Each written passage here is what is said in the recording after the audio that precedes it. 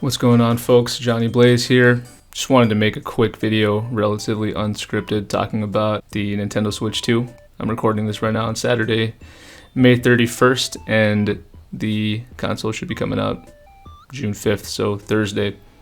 Wanted to talk about kind of the cons, the downsides of what I've seen for this console, as well as the good things that I'm excited for, and then my plan for the release. Alright, let's go ahead and get started. So first thing I wanted to talk about was the cons, and the first thing would be the price. So $450 for the console.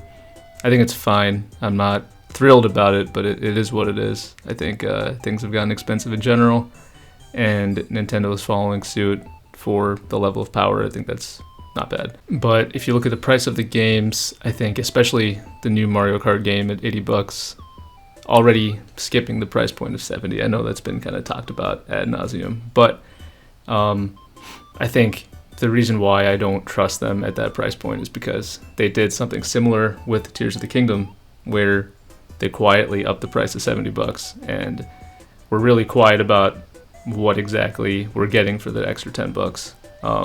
And a lot of, little hints and whispers like, hey, like, just pay the money, it's going to be worth it. And I did.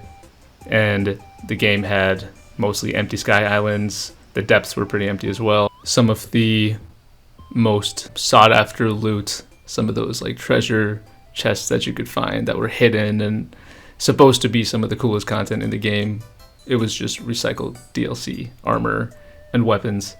I think that's pretty ridiculous. And the dungeons were not that great as well. And so I don't think that Tears of the Kingdom was worth $70, but I think it had to do with how much time they spent on the game and those mechanics with the building and all of that. I think it was fine. It wasn't used that well.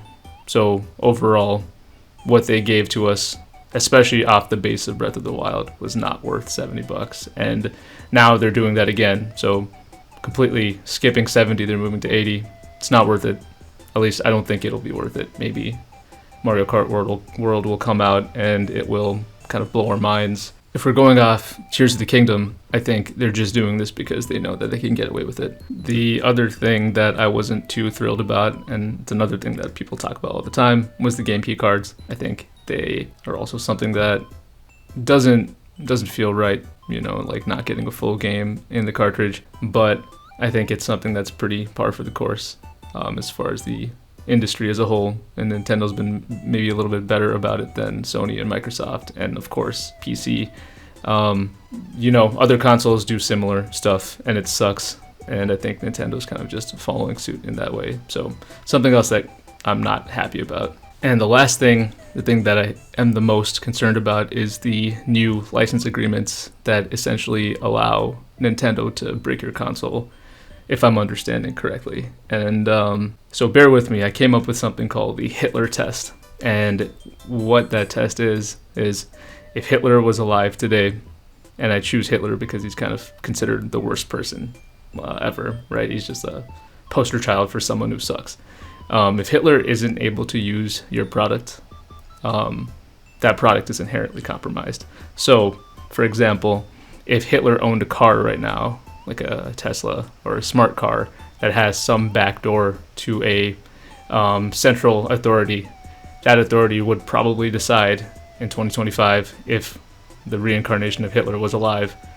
They probably wouldn't let him use the car. They'd probably find a way to deplatform him. And I know this is kind of a weird idea, but I think the point I'm trying to make here is that if the evilest person in the world can't use the technology, that means at some point there's a chance that the powers that be will decide that we can't use that technology.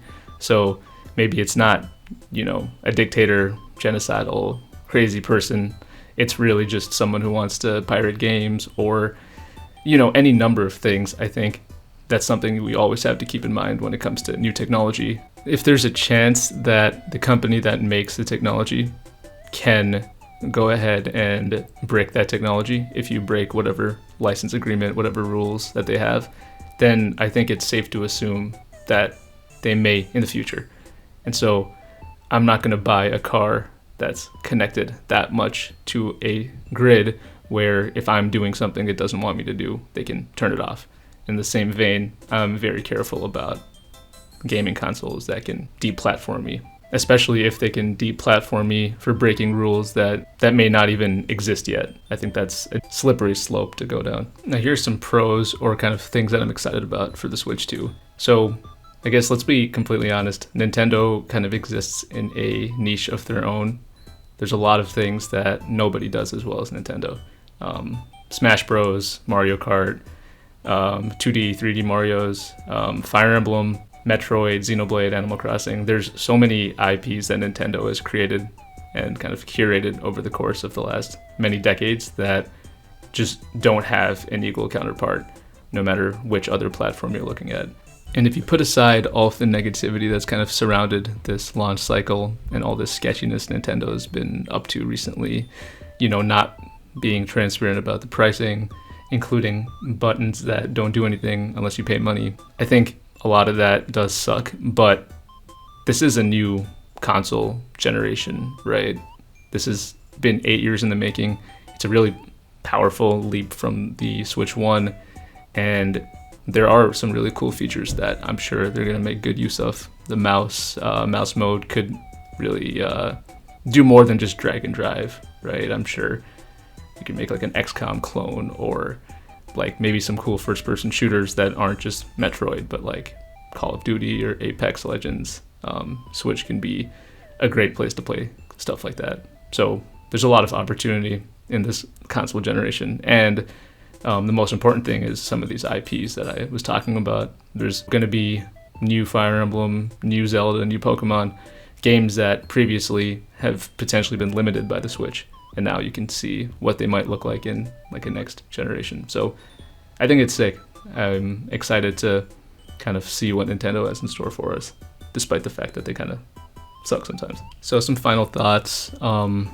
I guess my plans for the Switch 2 launch, I'm going to buy one at the midnight release. I'm going to Best Buy. Basically going to get some lawn chairs. Jack's coming out, and we're going to post up, play some Switch, drink some White Monsters, kind of bring back that vibe that I feel like kind of has been lost, especially as an adult, when, things used to have more of a spark to them. Things used to be more exciting. Back in the day, you used to stay up all night, like unable to sleep, just getting hyped for a new console. And I want to kind of curate that experience, that childlike kind of sense of wonder as an adult. And I think part of that includes planning and like getting excited for a new console drop. So that's the plan for myself. So yeah, I think negativity aside, this is going to be a really cool console, and it's going to have some really cool games on it. And I'm excited to see what Nintendo has in store. So yeah, this is kind of the Super Bowl for Nintendo fans, right? We're a community that has launches that come out every so often, and I think it's important to just, ignore some of the needless criticism. Of course, some of it is relevant, and I don't like some of the steps Nintendo's taking, but I think I want to just enjoy it for what it is. It's a special time for gamers. So yeah, what is everyone else's plans? Are you guys gonna do a midnight launch? Are you boycotting the Switch 2? Somewhere in between, maybe wait a couple months, see if the price goes down, see what tariffs end up, changing. Let me know. Thanks for watching.